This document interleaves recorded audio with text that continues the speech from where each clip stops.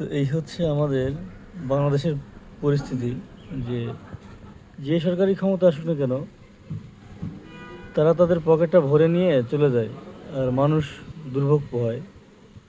সে দুর্ভোগের একটা সাধারণ চিত্র আমি দেখাচ্ছি, দেখেন। এই হচ্ছে এই হচ্ছে অবস্থা এই হচ্ছে অবস্থা, এই হলো ঢাকার অবস্থা। তো ঢাকাতে পানি নিষ্কাশনের কোনো ব্যবস্থা আছে বলে আমার মনে হয় না। অথচ সব সময় যে সরকারি আসে সেই বিভিন্ন প্রতিশ্রুতি দেয়, এটা করব সেটা করব, এই হবে সেই হবে, আমরা এই দফা আন্দোলন করব, আমাদের এই দফা আমাদের নজরে আছে, এটা সেটা। এটা হচ্ছে আর্মিদের এরিয়া, আর এই যে যেটা দেখাচ্ছে এটা হচ্ছে নৌবাহিনীদের এরিয়া, নেভি, বিমান বাহিনীদের এরিয়া। এটা মহাখালী ডিএসএসের পাশে। এই হচ্ছে অবস্থা। তো কীভাবে মানুষ বের হবে? সবাই ঘরবন্দি, দেখেন ওই যে প্রতিটা বিল্ডিংয়ের ফার্স্ট ফ্লোর, মানে গ্রাউন্ড ফ্লোর যেটা, সব তলানো। গতকাল রাতে মাইকিং করলো যে আপনার নিচে যারা আছেন তারা উপর 5 তলা চলে যান। ঠিক আছে, এই হচ্ছে অবস্থা, কিচ্ছু বলার নেই। দেশটা এভাবেই চলছে।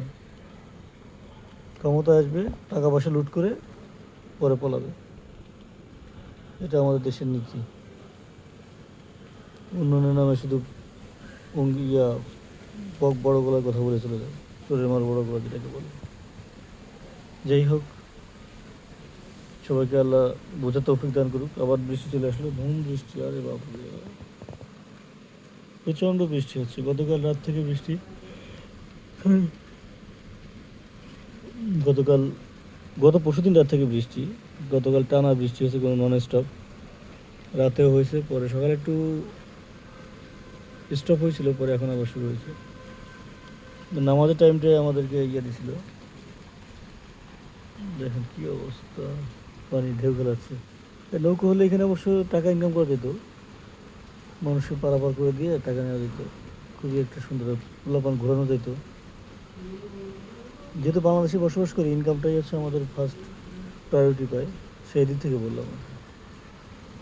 মানুষ বিপদে পড়লে আমাদের ইনকাম বাড়ে, যেটা কথা আছে না, তো সেই দিক লক্ষ্য করে বললাম। দেখুন কী পরিমাণ পানি। এটা হচ্ছে একটা পাশে, যদিও এখানে একটু উঁচু, কিন্তু মিডিলের দিকে আরও বেশি করুণ অবস্থা। ওখানে তো আরও বেশি নিচু, সেখানে বেশি। যাই হোক, কী আর করার, সবাইকে আল্লাহ হিদায়াত দান করুক। ভালো থাকেন সবাই, আবার নতুন ভিডিও নিয়ে আসবো।